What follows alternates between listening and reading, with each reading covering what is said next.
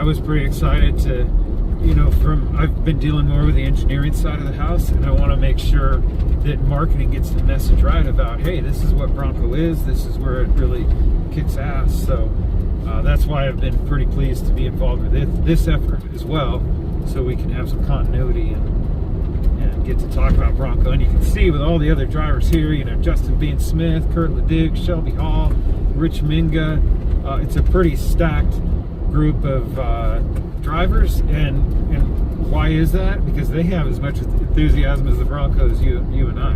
So pretty happy with the group of drivers. It's pretty crazy that you're doing this. Like, there's a lot of Baja champions, there's a lot of rock crawling champions, and that's cool. That's what Bronco's all about. And I can't wait to get one of these down in Baja, I'll tell you that much. It's going to be awesome down there. I mean, Raptor's awesome in Baja, and I think Bronco's going to be just as much fun. Yeah. I think I know what you guys are going to bring down there.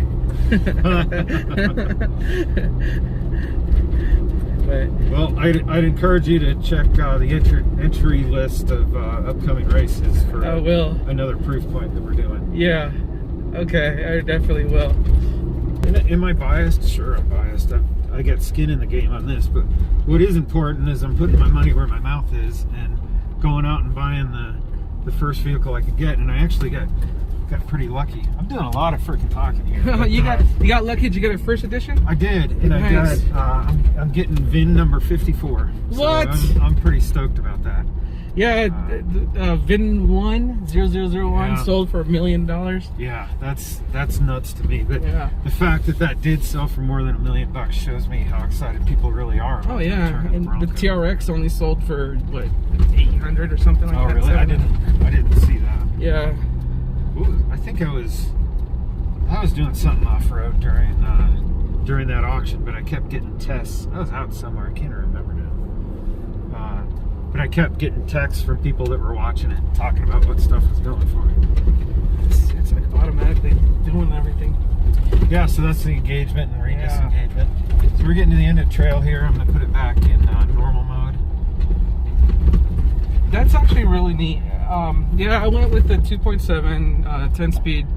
I was going back and forth with the manual.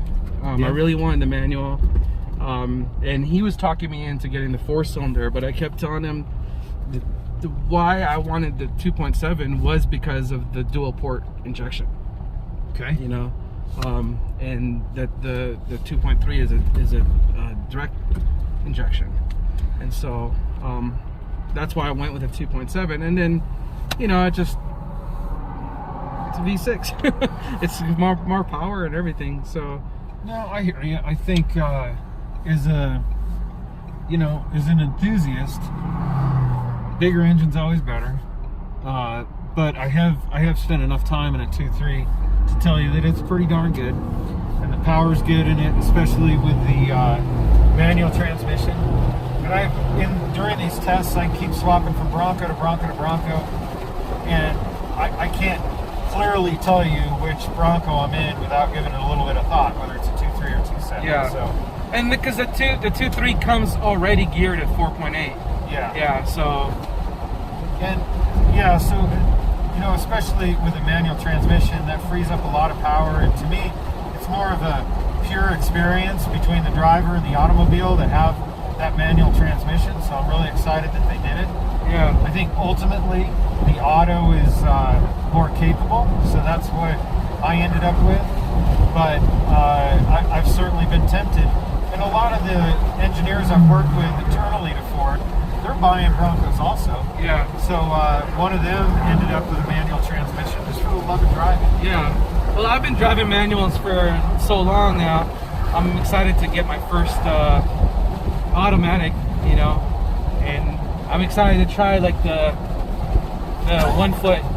The one pedal? Yeah, one pedal and everything. So that's really neat for me.